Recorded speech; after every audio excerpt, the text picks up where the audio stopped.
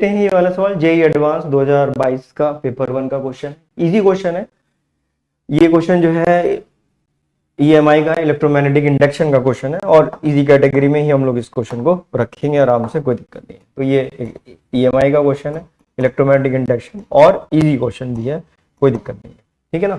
Integer type का question है, आराम से हो जाएगा। तो देखिए करते हैं, पहले पढ़ लेते हैं। कंसिडर एन एलसी सर्किट, एक एलसी सर्किट है with the inductor L, LC circuit and ये ऑसिलेटिंग सर्किट हो गया हमारे पास, 0.1 Henry and the capacitance given है।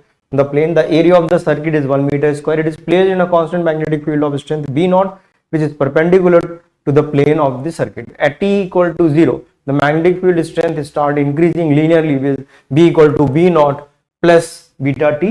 Beta की वैल्यू हमें गिवन है। The maximum magnitude of the current. तो देखिए मैक्सिमम करंट जब इसकी बात कर रहे हैं तो मैक्सिमम करंट के लिए हमें मालूम है 1/2 energy half L I square, total जो मैग्नेटिक एनर्जी है ये करंट मैक्सिमम हो जाएगी इक्वल टू 1/2 CV स्क्वायर। जो कैपेसिटर के अंदर एनर्जी है वो, और जो इंडक्टर के अंदर मैग्नेटिक फॉर्म में एनर्जी जो स्टोर होती है वो ही है, और आई मैक्सिमम ये हो जाएगा इस केस में जब कैपेसिटर हमारा पूरी तरह से क्या होगा, खाली। तो ये आई मैक्सिमम की वैल्यू हो जाएगी। तो आई मैक्सिमम ही वैल्यू हमें फाइंड करनी, 2 से 2 ये कैंसिल हो जाएगा, तो आई मैक्सिमम की वैल्यू यहां से आ जाएगी, V बाहर कर दीजिए, ये रूट ओवर कितना आ जाएगा, C/L।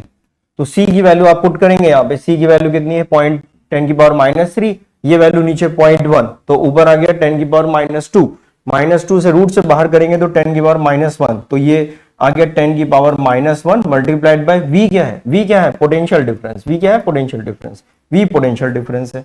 तो ये आ गई हमारे पास एक्चुअली में आई मैक्सिमम की वैल्यू यहां से। अब बस V की वैल्यू हम पुट करेंगे, तो हमें ये मालूम है क्योंकि मैग्नेटिक फील्ड वेरिएबल है इसकी वजह से ईएमएफ इंड्यूस्ड होगा, वही ईएमएफ इंड्यूस्ड लिखा हुआ है, this is nothing but the induced EMF. तो अगर आप देखें यहाँ पर तो हम लोग क्या यूज करते हैं, हमें मालूम है फ्लक्स की वैल्यू कितनी होती है B × A, और जो हम लोग V लिखना होता है potential difference, that will be equal to d∅dt। तो आप वैल्यू पुट कर दीजिए यहाँ पे, d/dt A कांस्टेंट है, A की वैल्यू देखिए 1 मीटर स्क्वायर कांस्टेंट वैल्यू है, तो ये आ जाएगा dV/dt। ये वैल्यू पुट कर दीजिए, A की वैल्यू हमें कितनी 1 और dV/dt करेंगे, इसको डिफरेंशिएट करेंगे हम लोग, इसको डिफरेंशिएट करेंगे टाइम के रिस्पेक्ट में। इसको जब आप डिफरेंशिएट करेंगे तो ये B नॉट तो वैसे ही कांस्टेंट है, कैंसिल हो जाएगा, बीटा t इसको डिफरेंशिएट करेंगे तो केवल हमारे पास बीटा बचेगा, तो ये वैल्यू केवल आ जाएगी बीटा, और बीटा की वैल्यू कितनी गिवन है हमें, दिस इज 4.04, तो ये वैल्यू हो जाएगी 4 × 10⁻²।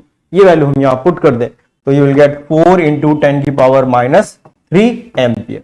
तो ये कितना हो गया 4 मिली एम्पियर, तो दिस इज 4 मिली एम्पियर।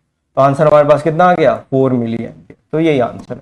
तो आसान सा सवाल था, कुछ खास इसमें हमें नहीं करना था। करंट मैक्सिमम पूछी गई है तो सीधे सीधे total energy stored in inductor and the total energy stored in capacitor, क्योंकि एनर्जी का किसी भी तरह से कोई लॉस नहीं हो रहा, सर्किट हमारा कौन सा है एलसी सर्किट है, आर नहीं है, इसलिए एनर्जी का लॉस। तो आई होप आपको समझ में आ गया होगा, आसान सवाल था, कोई दिक्कत इसमें नहीं आती। तो प्लीज चैनल को लाइक कर दीजिए, सब्सक्राइब कर दीजिए, ताकि और जो वीडियोस हम बना रहे हैं वो आपको मिलते चले जाएं और आपका जो कॉन्सेप्ट की क्लियरिटी है वो अच्छे से हो सके।